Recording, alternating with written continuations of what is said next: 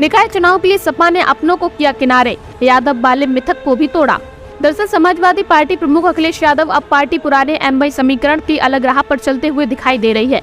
सपा हमेशा से अपने कोर वोटरों को ध्यान में रखते हुए यादव मुस्लिम उम्मीदवारों पर खास तौर से तरजीह देती है, लेकिन पार्टी ने कोलकाता की राष्ट्रीय कार्यकारिणी के बाद से ही अपनी पुरानी रणनीति में बदलाव किया है।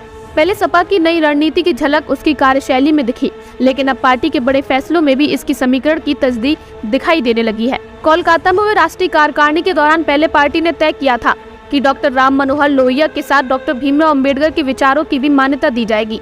इसके बाद पार्टी ने पुराने नेता अवधेश प्रसाद और रामजी लाल सुमन को आगे किया।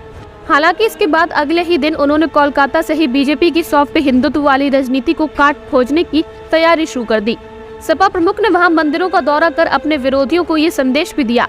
इसके बाद अखिलेश यादव जब राम मनोहर लोहिया जयंती पर पहुंचे तो उन्होंने स्वामी प्रसाद मौर्य को साथ रखा, यानी बीते दिनों रामचरितमानस विवाद के बाद भी उनके वे साथी दिखाई दिए।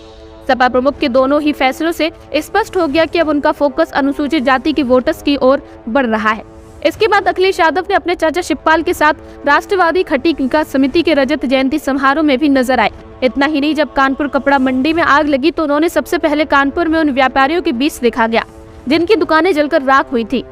वहीं 3 अप्रैल को काशीराम की मूर्ति का अनावरण करते हुए भी उन्होंने गरीब, अनुसूचित, पिछड़े व अल्पसंख्यक को वर्ग के लिए खास संदेश दिया।